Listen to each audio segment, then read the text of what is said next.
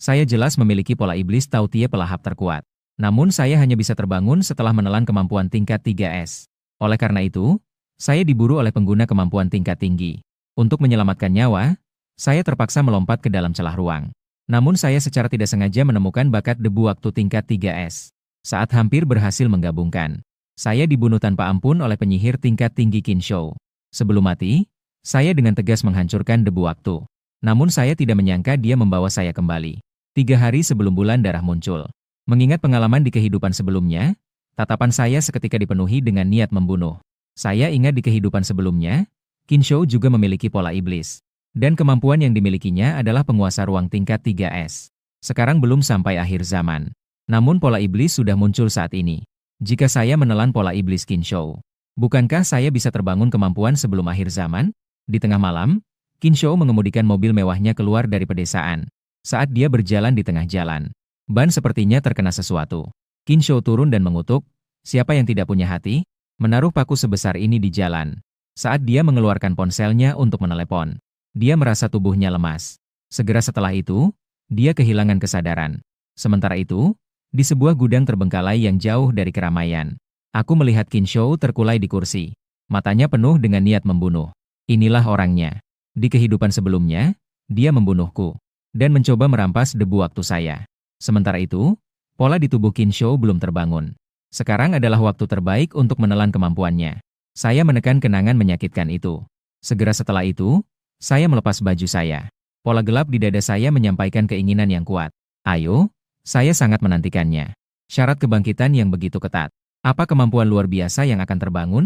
Saya mengikuti keinginan hati dan mengulurkan tangan. Saat saya menyentuh pola iblis di dada Kinshou, pola iblis di dada saya tiba-tiba mengeluarkan daya tarik yang sangat kuat. Terlihat pola iblis di dada Kinshou sedang perlahan-lahan terlepas dari tubuhnya. Menjadi aliran cahaya yang berkelok-kelok. Mengalir sepanjang lengan saya menuju dada saya. Segera ditelan habis oleh pola iblis saya. Saat itu, Kinshou yang pingsan merasakan sakit yang hebat. Dia bahkan terbangun karena rasa sakit yang luar biasa. Sementara itu, sebaliknya, saya hanya merasakan di dalam tubuh saya sedang muncul kekuatan yang tak terhingga. Seluruh tubuhku terasa sangat ringan dan segar. Perasaan ini belum pernah saya alami di kehidupan sebelumnya. Sungguh menyenangkan. Sudut bibir saya terangkat membentuk senyuman. Kemudian saya melihat sekeliling. Ketika penguasa ruang ditelan, ternyata tanpa sadar menunjukkan sebagian kemampuan. Terlihat sebagian ruang di dalam gudang sedang mengalami distorsi. Dan juga muncul celah ruang. Namun kemudian, pola iblis Tautie menunjukkan kekuatan penekan yang lebih dahsyat. Terus memancarkan warna hitam yang berkilau ke sekeliling. Yang lebih menakutkan adalah, di kedua sisi warna berkilau ini, seolah-olah dihiasi dengan gigi tajam. Bahkan bisa memasuki tempat ruang yang terdistorsi. Terus menggerogoti. Dan saat ini saya melihat pola iblis di dada saya. Saat ini pola iblis menjadi lebih konkret. Setiap detailnya tampak hidup. Seolah-olah telah mendapatkan kehidupan. Jika sebelumnya adalah air mati, maka sekarang adalah anjing iblis yang gelap. Hanya saja, kemampuan saya ini tingkatnya berapa? Saya sedikit bingung. Kekuatan super peringkat S. Kemampuan dari D hingga SSS. Saat terbangun, masing-masing akan memancarkan warna putih, biru, hijau, ungu, merah, dan emas. Namun saat saya terbangun, selalu berwarna hitam. Ini tidak pernah terjadi di kehidupan sebelumnya. Saat itu, pikiranku seolah-olah masuk ke tempat yang samar. Terlihat di tengah berdiri sebuah pintu besar yang menghubungkan langit dan bumi. Auranya begitu dahsyat, ingin menelan segala sesuatu. Saat itu, pola iblis mengirimkan beberapa informasi kepadaku. Tautie, salah satu dari 4 binatang buas kuno, dengan wajah manusia dan gigi harimau, sangat rakus dan serakah. Ciri terbesarnya adalah mulut besar itu. Segala sesuatu dapat ditelannya. Bahkan tubuhnya sendiri pun tidak dilewatkan. Segera aku membuka mata dan melancarkan pukulan dengan keras. Bayangan pukulanku jatuh ke plat baja setebal beberapa sentimeter di depanku. Dalam sekejap, sebuah lubang besar terkorosi. Ini baru tingkat 1. Penyihir biasa paling banyak hanya bisa menembus batu. Sedangkan aku sudah bisa memecahkan pelat baja. Dan jika dilihat dengan seksama, pelat baja itu terus-menerus terkorosi ke bawah. Ini berarti bahkan musuh yang memiliki kemampuan penyembuhan juga akan terus menerima kerusakan. Aku mulai tertawa.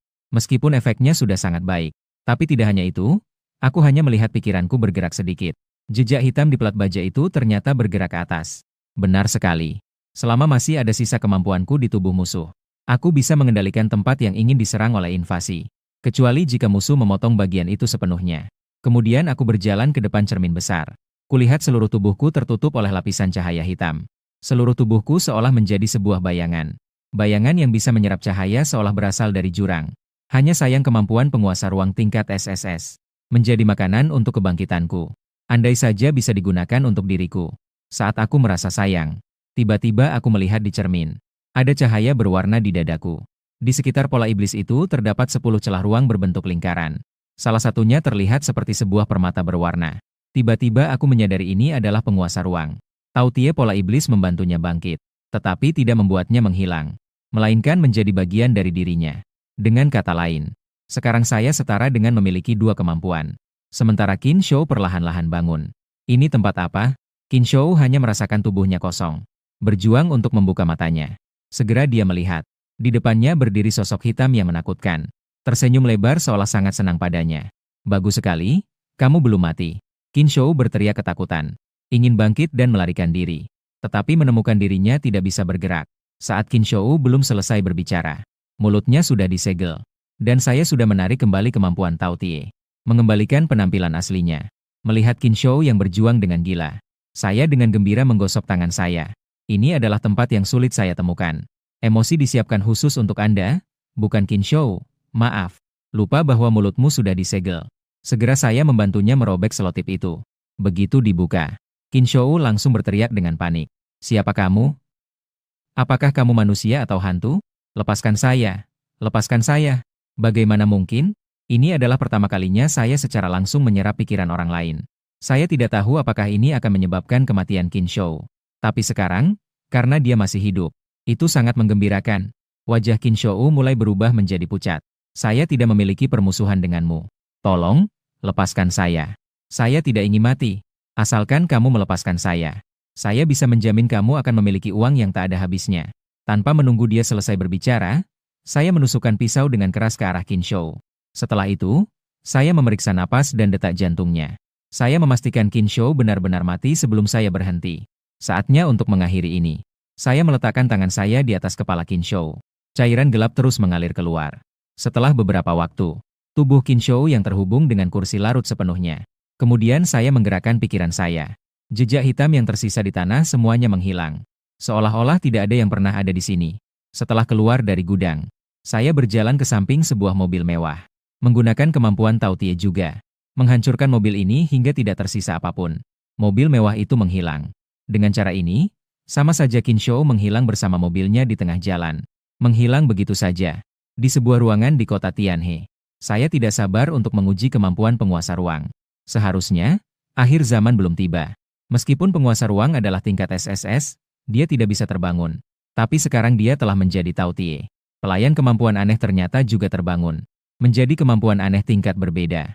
Seiring dengan komunikasi pikiran, kesadaran saya tiba di sebuah ruang yang putih samar. Karena hanya tingkat aneh. Sekarang hanya sebuah kubus dengan panjang, lebar, dan tinggi masing-masing 10 meter. Di dalam ruang aneh, saya mengeluarkan sepotong roti.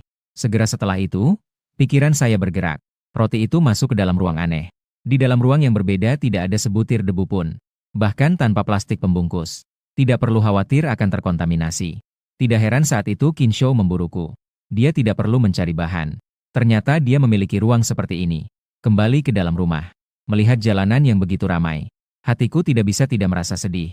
Ini sudah menjadi pesta terakhir. Besok semua ini tidak akan ada lagi. Dan aku sudah memiliki tujuan yang jelas. Yaitu setelah akhir zaman dimulai. Celah ruang muncul dan dewa asing turun. Dan 5 tahun kemudian, bakat SSS Nike membuat debu waktu. Itu juga akan jatuh ke dunia selatan.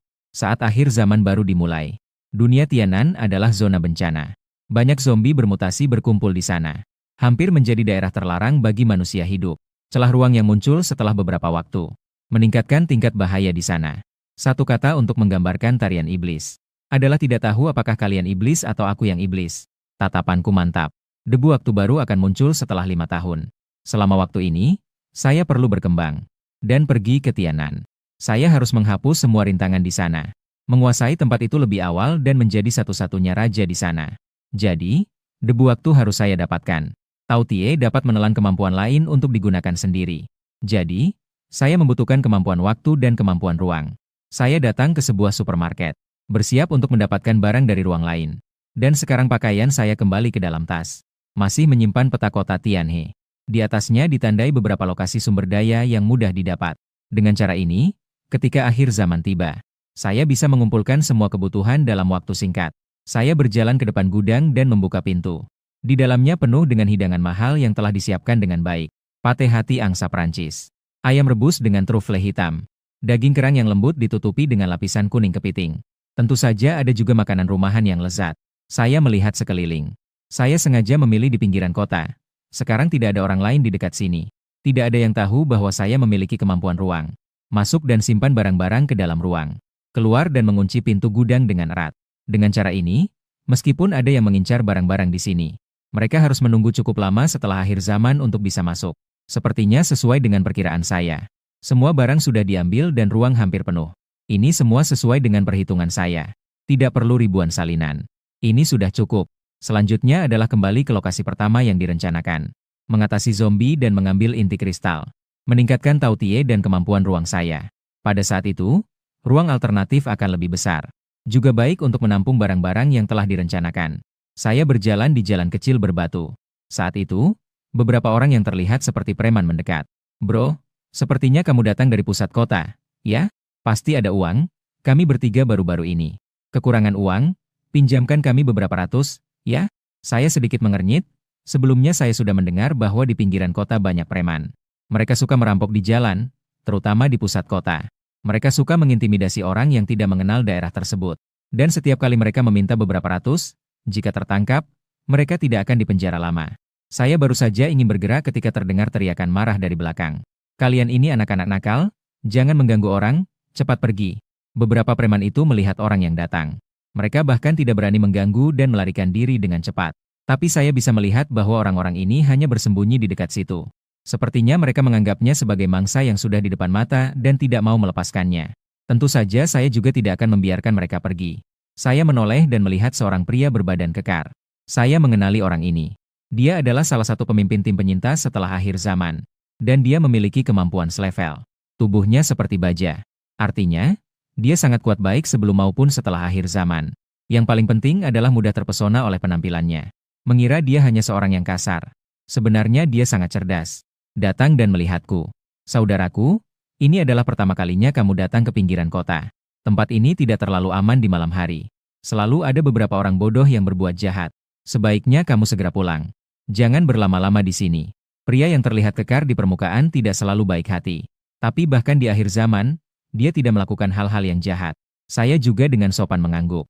Terima kasih telah menyelamatkan mereka untuk sementara. Melihatku yang pergi. Baru saja mau berbalik, tiba-tiba teringat. Tunggu, dia bilang saya menyelamatkan siapa. Ternyata, beberapa preman itu kembali menghadang di depan. Sebenarnya, orang yang berani datang ke pinggiran kota di malam hari memang sedikit. Ini berarti dia menganggap dirinya sangat berharga. Preman itu terlihat sangat angkuh. Orang yang baru saja itu tidak bisa kita kalahkan. Sekarang kamu tidak punya siapa-siapa yang melindungimu. Serahkan uangmu. Saya melihat ke arah kamera pengawas di atas. Kantor polisi sangat cepat. Sekarang masih ada beberapa jam sebelum akhir zaman. Mau uang? Ya? Kita bisa ke gang buntu di sana. Saya menunjuk ke atas. Beberapa preman itu terlihat sangat senang. Ayo, orang yang merampok hari ini cukup memikirkan semuanya. Dia bahkan sengaja menghindari kamera pengawas agar tidak meninggalkan bukti. Sebentar lagi, jangan bertindak. Di luar baru saja banyak orang. Sekarang, saya berlutut di depanmu. Di gang, saya sedang memegang satu jari dari seorang preman. Suara nyaring terdengar saat jari itu dipatahkan. Preman itu langsung berteriak kesakitan. Saya tidak menunjukkan ekspresi. Baru saja di luar banyak orang. Di luar kan hanya kita. Ini adalah masalah yang kalian cari sendiri. Beberapa preman lainnya sudah tergeletak kesakitan di tanah. Atau mereka bersembunyi di sudut dinding dengan wajah ketakutan melihat saya. Ini bukan manusia. Ini adalah monster. Tampaknya hanya orang biasa, tetapi kekuatannya sangat besar. Satu tendangan membuat mereka terlempar beberapa meter jauhnya. Dan dia ditutupi oleh sebuah lapisan. Tidak tahu itu adalah zat apa. Ketika pisau mengenai, langsung larut. Ada satu orang yang tidak bisa menghentikan diri dan kehilangan beberapa jari. Para preman kecil terus-menerus membungkuk dan memohon. Tolong, lepaskan kami tidak akan berani lagi. Mataku menyipit, aku yang telah mengalami akhir zaman. Dengan jelas melihat kebencian orang-orang ini. Jika mereka dilepaskan, pasti akan memberitahu kemampuan mereka kepada orang lain. Atau menunggu kesempatan untuk membalas. Akhir zaman belum dimulai, Kemampuan tidak boleh terungkap. Dalam waktu yang akan datang, aku tidak ingin terjebak dalam masalah. Meskipun kami sudah memiliki permusuhan, namun saya tidak pernah menjadi orang yang menyimpan dendam. Mendengar kata-kata ini, para preman kecil mengangkat kepala mereka. Mereka masih senang mengira aku telah membebaskan mereka. Tiba-tiba, preman kecil yang aku tangkap mulai terus-menerus larut oleh energi iblis. Mereka belum pernah melihat pemandangan mengerikan seperti ini. Pertahanan psikologis para preman benar-benar runtuh. Ketakutan membuat aliran panas mengalir dari celana mereka. Mereka berlari sekuat tenaga ke depan. Tapi bagaimana mereka bisa melewati saya yang menghalangi jalan hidup mereka? Aku menyingkirkan debu yang tak ada dan berjalan keluar gang. Saya tidak berniat kembali ke rumah. Tentu saja, saya juga tidak berniat membangun tempat aman. Zombie berevolusi dan dewa asing muncul. Bahkan tempat perlindungan terbaik pun tidak dapat menahan serangan. Saat itu, mereka akan muncul. Zombie berevolusi. Semuanya, lihat, ada kaleng di sini. Hanya dengan kekuatan yang kuat kita bisa bertahan hidup. Saya kembali ke pusat kota dan tiba di atap sebuah gedung. Di sebelah kiri sini ada jalur udara yang menghubungkan dengan supermarket. Di sebelah kanan juga ada jalur yang bisa dimasuki. Pusat perbelanjaan yang menjual berbagai barang. Ini adalah tempat yang sudah saya pilih sebelumnya. Pukul 10 malam, seseorang menelepon saya. Saya melihat informasi panggilan masuk. Yang menelepon adalah Zhang Wei, teman sekelas saya di universitas. Hubungan kami baik-baik saja. Sebelumnya kami juga magang di perusahaan yang sama. Hanya saja setelah reinkarnasi, semua pikiranku tertuju pada balas dendam. Saya tidak memikirkan orang lain. Ketika telepon tersambung, terdengar suara lelah Zhang Wei di sisi lain. Halo, apakah ini Susi pria lurus?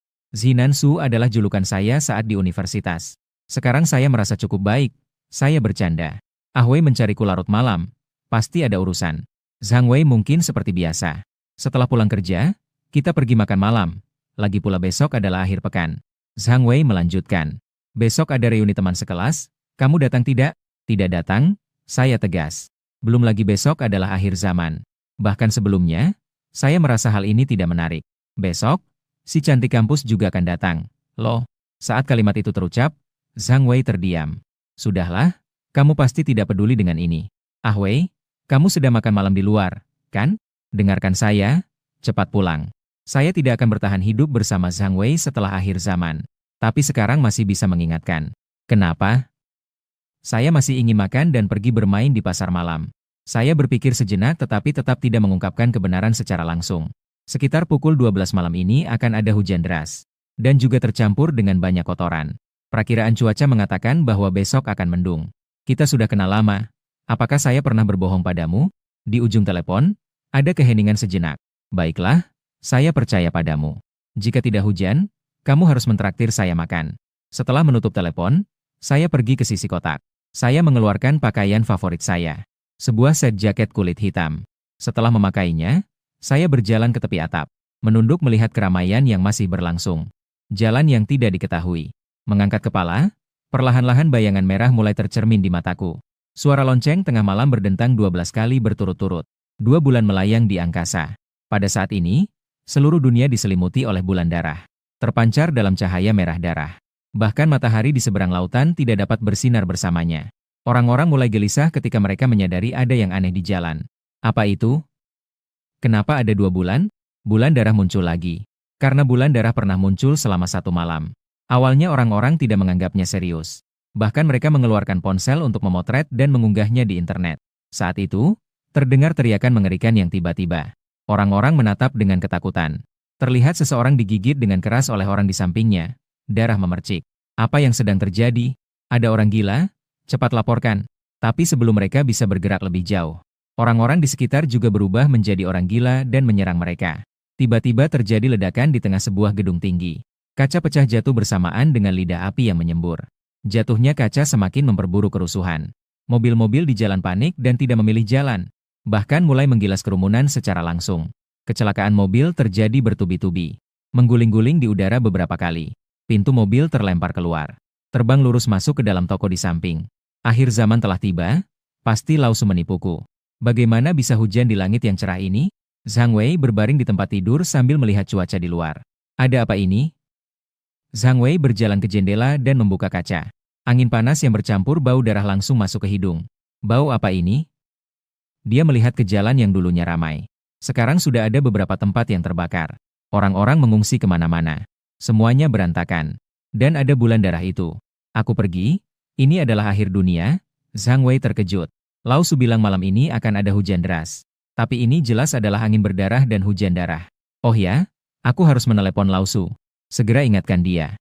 Lagi pula, dia adalah salah satu dari sedikit orang yang aku kenal di kota yang sama. Zhang Wei baru saja berbalik, tetapi merasakan sedikit dingin di kepalanya. Hujan mulai turun, dia mengulurkan tangan dan merasakan darah. Zhang Wei mengangkat kepala dan melihat di bawah warna merah darah. Sebuah wajah yang terdistorsi dan berdarah sedang menatapnya. Zombie melompat ke bawah dan Zhang Wei menundukkan kepalanya. Zombie jatuh langsung ke lantai bawah. Zhang Wei terkejut melihat tangannya penuh darah. Dia terengah-engah dengan napas berat. Apa itu? Zombie? Sial, pintunya tidak tertutup. Zhang Wei berlari ke depan pintu dan sudah ada satu zombie yang menyodorkan kepalanya. Dia berusaha keras menahan pintu dan menjepit kepala zombie. Pintu besar terus dipukul, Zhang Wei berkeringat deras. Sudah selesai. Lao Su, aku tidak bisa menyelamatkanmu. Aku bahkan tidak bisa menyelamatkan diriku sendiri. Hanya satu zombie saja sudah mengancam nyawaku. Satu zombie melompat ke arahku. Aku mengangkat kaki dan menendang zombie itu hingga terbang. Zombie itu menghantam dinding. Zombie itu baru saja ingin bangkit.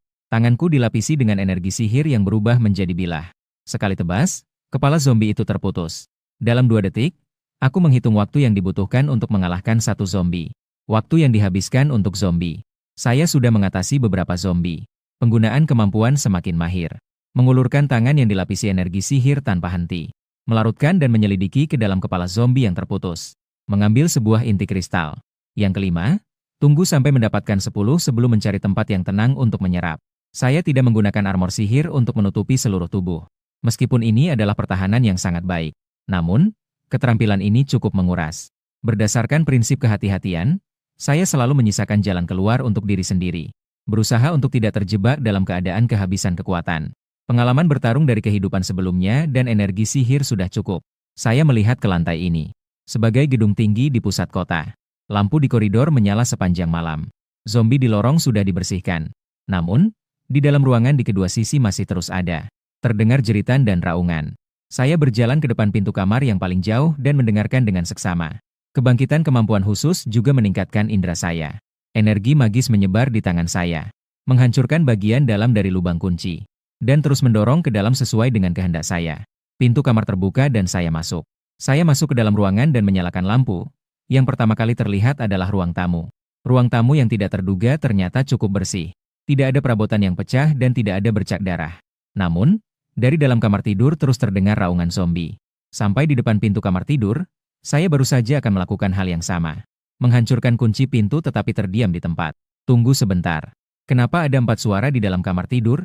4 zombie sepertinya harus ditangani dengan hati-hati. Menyimpan imajinasi, saya bersiap-siap dengan serius. Bagaimanapun juga, yang saya hadapi sekarang adalah 4 zombie. Saya menutupi seluruh tubuh saya dengan baju zirah magis. Untuk mengurangi konsumsi, bersiaplah untuk menyelesaikan dengan cepat. Dengan tiba-tiba, aku mendorong pintu. Setelah mengatasi beberapa zombie ini, akhirnya aku mengambil 4 inti kristal. Tinggal satu lagi yang kurang. Selain kamar tidur, tempat lain cukup bersih. Kalau tidak, setelah mengambil yang terakhir, aku akan menyerapnya di sini. Melihat bola yang tersisa di tanah, aku menarik sudut bibirku. Coba katakan, kalian sedang bermain bola ya? Tangan mengeluarkan energi magis yang terus-menerus mengkorosi bola itu. Tidak melihat, tidak merasa terganggu. Bahkan jika pintu ditutup, masih terasa sedikit mengganggu. Lebih baik kita larut bersama saja. Lihat betapa cantiknya aku, kalian penuh perasaan. Mengantarkan kalian menuju alam baka. Aku keluar dari kamar tidur, dia harus mencuci matanya. Lantai kedua dari atas gedung tinggi. Jangan masuk ya. Seorang wanita dengan riasan tebal berteriak di dalam ruangan. Di depannya ada pintu yang terbuka sebagian. Dari celah pintu, beberapa lengan zombie menjulur keluar. Di sana terus bergetar. Beberapa pria berjuang keras menahan pintu agar zombie tidak masuk. Pintu besar berderit saat didorong dan ditarik, hampir tidak bisa bertahan. Wanita itu masih berteriak ketakutan. Seorang pria akhirnya tidak bisa menahan diri. Jangan berteriak lagi, jika tidak akan menarik lebih banyak zombie. Apakah kamu ingin mati? Cepat datang dan tahan pintunya, jangan hanya berdiri di sana. Wanita itu adalah seorang bintang yang cukup terkenal. Beberapa pria ini adalah asisten dan pengawalnya. Awalnya berniat untuk berbicara dengan seseorang di gedung ini. Tentang sebuah kesepakatan dengan seorang klien. Siapa sangka mereka terjebak di sini. Mendengar pengawal memarahi wanita itu, emosinya langsung memuncak. Bagaimana kamu bisa berbicara padaku seperti itu? Kamu hanyalah pengawalku yang dipekerjakan, berani-beraninya melawan atasan. Wanita itu sudah egois sejak kecil. Setelah menjadi bintang, dia semakin dipuja-puja. Di mana dia pernah dimarahi oleh orang lain, meskipun krisis zombie telah meledak. Dia masih naif berpikir bahwa itu akan segera berlalu. Setelah diselamatkan, dia masih merasa lebih unggul. Sudah saatnya seperti ini, masih mempamerkan kekuatan. Pria itu marah besar. Dalam situasi hidup dan mati, siapa yang masih memanjakanmu? Tapi terpaksa dibatasi oleh zombie. Jika tidak, dia akan langsung menyerang wanita itu. Pintu akhirnya tidak bisa bertahan dan retak. Lengan zombie langsung mencakar seseorang. Wanita itu langsung panik melihat situasi itu. Segera lempar orang yang terluka itu keluar. Dia juga akan segera terinfeksi menjadi zombie. Dengan teriakan yang mengerikan, kekuatan menahan pintu semakin melemah. Orang-orang digigit dan dicakar. Dengan suara keras, beberapa zombie menerobos masuk. Mereka menggigit para pria itu dengan ganas. Sementara itu, wanita itu mengambil kesempatan saat zombie dan para pengawal bertarung. Langsung melangkah melewati. Melihat diri sendiri ditinggalkan tanpa belas kasihan. Para pengawal merasa tidak rela tetapi diserang oleh zombie. Yang menggigit tubuhnya, tidak berdaya melawan. Hanya bisa perlahan-lahan melangkah menuju kematian. Itu bukan urusanku, itu bukan urusanku. Wanita itu berlari sambil menghibur diri sendiri. Bukan aku yang membunuhmu. Itu adalah zombie yang menggigit kalian sampai mati. Aku hanya berteriak dan menarik perhatian mereka. Kalian ditangkap tidak masalah, yang penting aku masih hidup. Wanita itu ingin berlari ke bawah. Tapi berhenti saat berbelok di sudut tangga. Di koridor satu lantai di bawah. Saat ini ada beberapa zombie yang berkeliaran. Melihat ke arah pengawal, zombie juga hampir menggigit. Wanita itu hanya bisa berlari ke atas. Bagus sekali, di koridor lantai ini tidak ada zombie. Saatnya pergi keluar untuk mencari inti kristal yang ke-10. Aku keluar dari pintu dan mengamati sekeliling rumah. Ingin melihat ruangan mana yang ada barangnya. Namun melihat seorang wanita berlari dari bawah. Wanita itu melihat saya. Seolah-olah menemukan kambing hitam. Dia segera berlari mendekat dan berteriak, "Cepat tolong saya." Saya menggeser tubuh saya saat wanita itu berlari mendekat. Wanita itu tidak bisa berhenti dan langsung terpeleset jatuh ke tanah. Wanita itu bangkit dari tanah. Dia menatap saya dengan marah. "Apa yang kamu lakukan? Apakah kamu tahu banyak orang ingin mendekatiku tetapi tidak punya kesempatan?" Saya tidak menjawab bahkan tidak menatapnya sekalipun. Hanya menatap ke arah ruangan di kedua sisi. Setelah wanita itu berteriak, ruangan yang ada zombinya mulai berisik. Di ruangan manapun bisa terdengar dengan jelas. Justru memudahkan dia untuk mencari target. Dan untuk wanita yang berteriak di dunia akhir zaman ini. Saya sudah melihat berbagai macam orang. Untuk orang seperti ini, saya hanya bisa menilai dengan dua kata, bodoh. Saya bahkan tidak ingin berbicara omong kosong dengan wanita ini. Hanya berjalan menuju rumah terdekat. Selama tidak mengganggu saya, tidak masalah. Tapi jika ada yang berani menghalangi, pasti mati. Wanita itu ingin mengatakan sesuatu tetapi menutup mulutnya. Dia belum sebodoh itu. Lantai ini masih tergolong aman. Akal sehat perlahan-lahan mengambil alih. Dia melihat sekeliling ke tubuh zombie di lantai. Hanya pria yang mengenakan jaket kulit hitam ini. Jangan-jangan semua ini dia yang lakukan. Wanita itu sangat senang, bukankah itu berarti dia telah menemukan seseorang yang kuat untuk diandalkan. Tapi harus memastikan terlebih dahulu. Wanita itu melihat saya berjalan ke depan pintu. Terlihat saya dengan santai membuka pintu dan masuk. Wanita itu terkejut dan berpikir tentang sihir. Pekerjaan ini adalah membuka kunci. Dia memegang tepi pintu dan mengintip ke dalam. Namun dia mendengar suara geraman zombie. Dia ketakutan dan segera menarik kepalanya kembali. Wanita itu sangat terkejut. Siapa orang ini? Orang lain semua menghindari zombie, dia malah aktif mencari zombie. Ketika ingin melihat diam-diam lagi. Aku sudah keluar. Suara zombie di ruangan ini sudah menghilang. Sangat kuat dan cepat, dalam beberapa detik zombie sudah diatasi. Beberapa pengawalku semua tidak berguna. Aku sudah mendapatkan inti kristal yang ke-10 dan keluar. Saatnya menyerap inti kristal untuk mengembangkan kemampuan khusus. Melihat wanita di dekat pintu, aku berhenti. Tentu saja bukan untuk menampungnya. Tapi aku berpikir bahwa saat menyerap juga perlu lingkungan yang lebih tenang. Dan wanita ini kemungkinan besar akan menggangguku. Namun wanita itu tidak menyangka, malah mendekat. Apakah pria tampan itu bisa melindungiku? Aku mengamati tubuh wanita ini yang memang berbentuk indah. Lalu tatapanku menjadi dingin. Orang-orang yang berpikir bisa membuat orang lain menjadi penggoda membuatku merasa jijik. Tanganku sudah mulai tertutup oleh energi magis. Beberapa zombie mulai merangkak naik dari pintu tangga.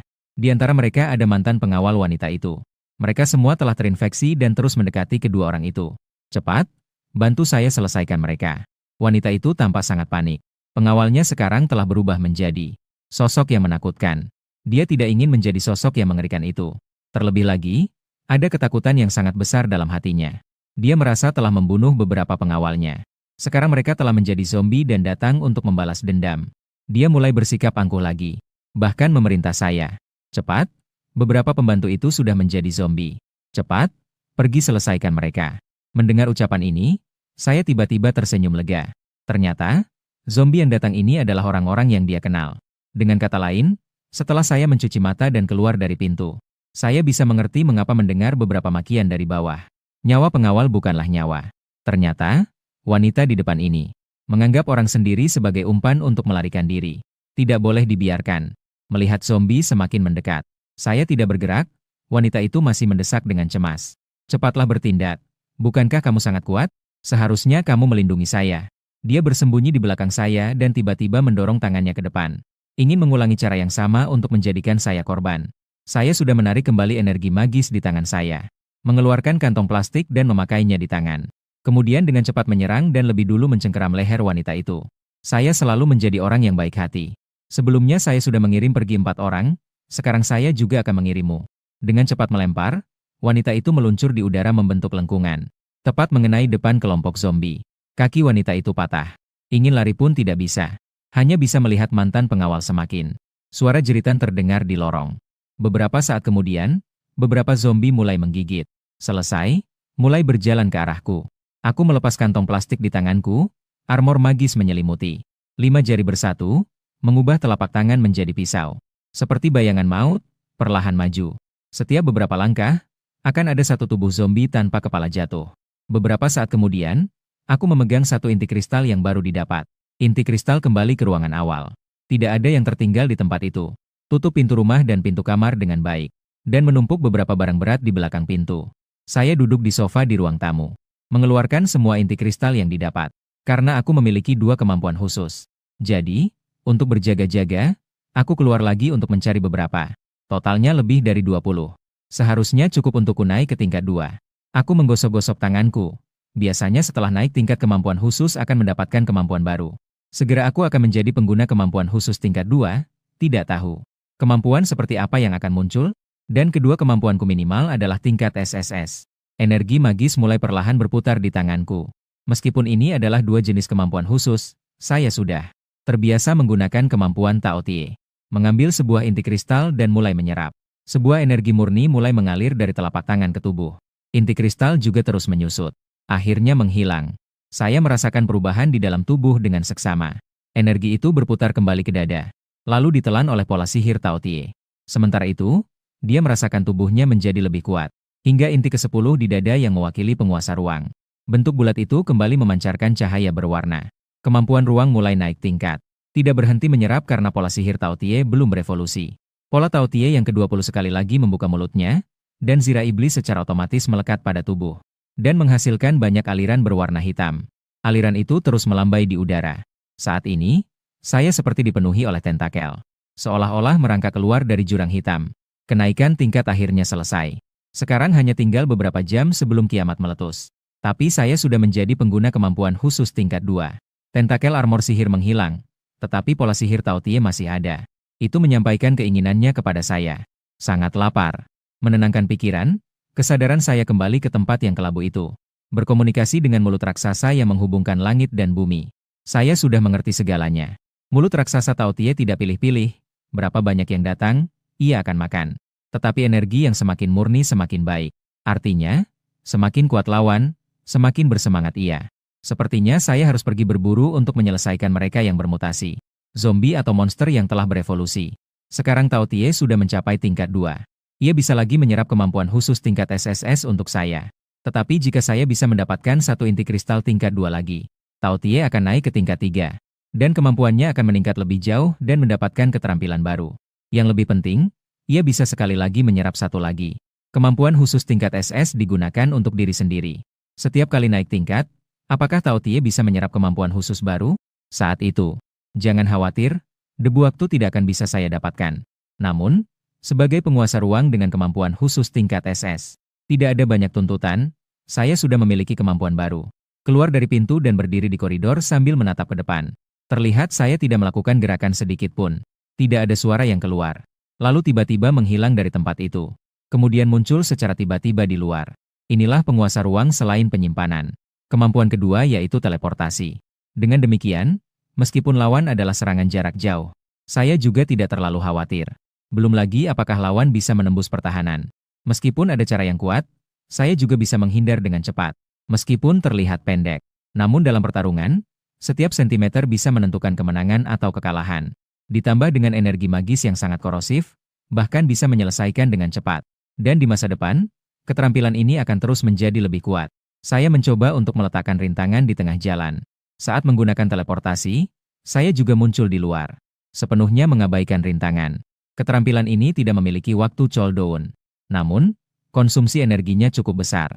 Dalam situasi di mana tujuan tidak pasti dan tidak perlu, sebaiknya tidak digunakan, agar tidak menghabiskan kemampuan terlalu cepat. Ini bisa dianggap sebagai teleportasi dengan frame tak terkalahkan. Dan jarak teleportasi ini dapat dikendalikan dalam jangkauan 10 meter. Ini berarti dapat melakukan tindakan yang lebih tak terduga. Energi magis bertanggung jawab untuk serangan dan pertahanan. Kecepatan hampir tidak memiliki kelemahan. Namun, dalam situasi khusus, saya tidak akan terjebak di dinding, kan? Mengarahkan secara miring, jaraknya tepat dari permukaan dinding. Dalam 10 meter, saya mengaktifkan armor magis. Dengan cara ini, meskipun terjebak, saya bisa langsung mengikis dinding. Teleportasi diaktifkan. Saya menempel di dinding, lapisan dinding terkorosi. Sepertinya tidak bisa terjebak bug. Saya awalnya berpikir untuk sengaja menjaga jarak 10 meter dari musuh. Mengaktifkan armor magis dan melakukan teleportasi. Langsung membunuh musuh dengan sekali serang. Menarik kembali armor magis dari dinding. Kembali ke dalam rumah untuk memeriksa ruang penyimpanan dimensi lain. Telah membesar 10 kali lipat. Tinggi dan lebar tidak berubah. Namun panjangnya menjadi 100 meter. Hidangan yang awalnya penuh sesak, seketika tidak lagi memakan tempat. Tentu saja tetap mempertahankan kesegaran awal. Beberapa yang mengeluarkan uap panas bahkan terhenti di udara. Saatnya mencari bahan. Tidak lagi memperhatikan zombie di kedua sisi ruangan. Hanya membersihkan koridor dan tangga. Saya mengamati ke kedua sisi. Lampu jalan masih menyala. Dapat melihat situasi di jalan. Sebagian besar zombie berkumpul di bawah supermarket.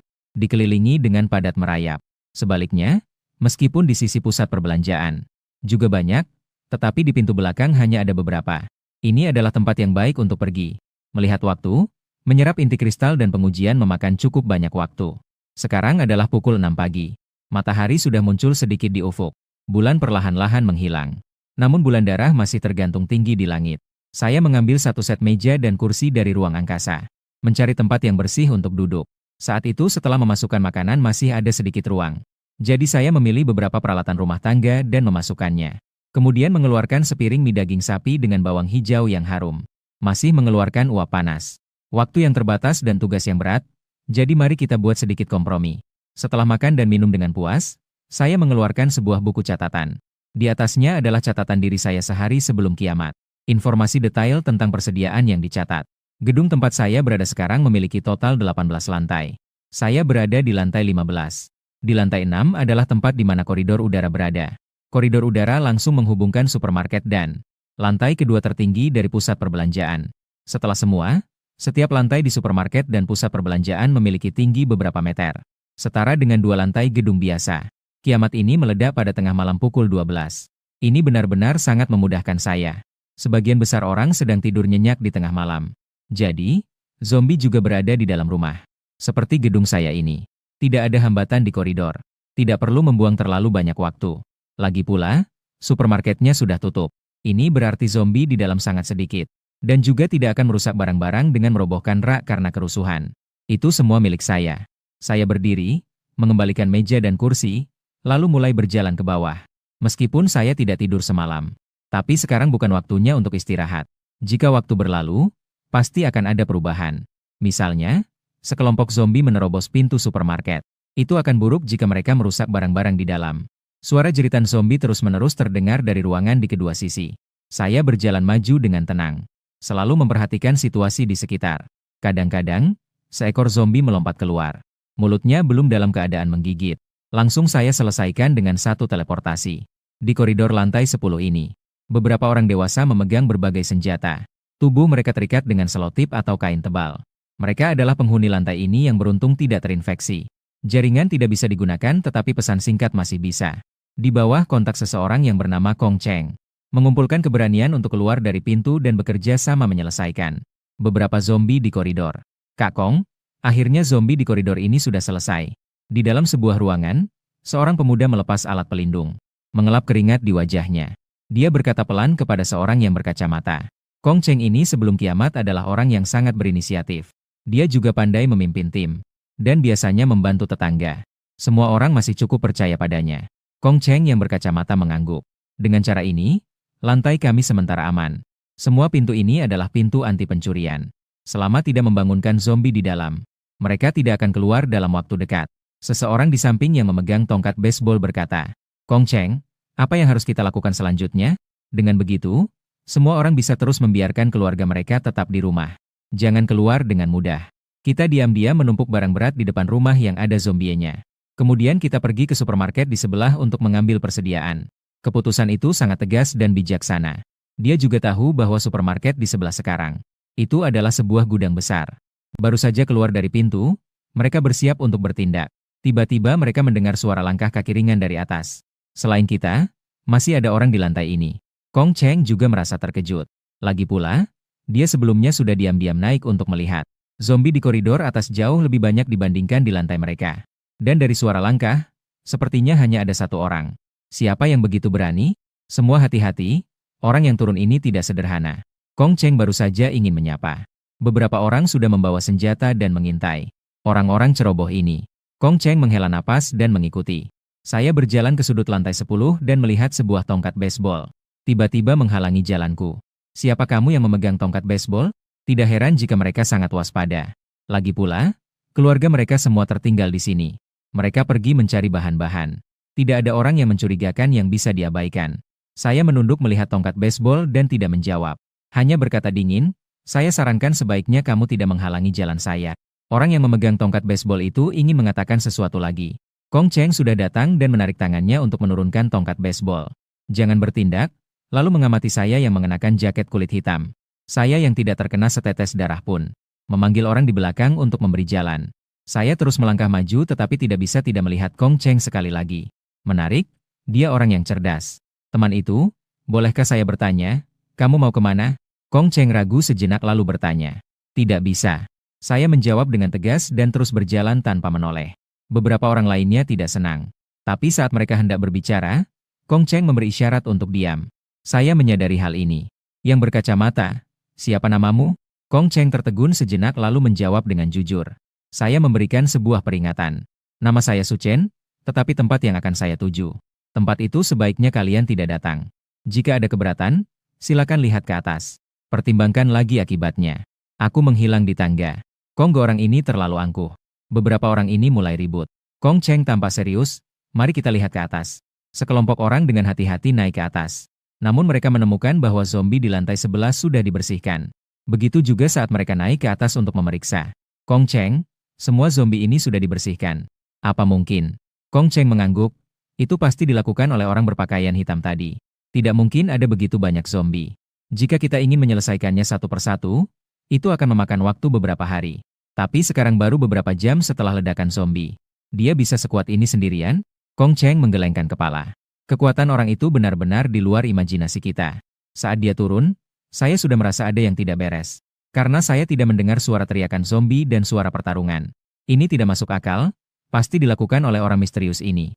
Kong Cheng melihat kepada semua orang. Di dahinya, entah kapan sudah, muncul lapisan keringat halus. Itu disebabkan oleh ketakutan terhadap kekuatan yang tidak diketahui. Kalian semua hanya memperhatikan. Tidak memperhatikan pakaiannya.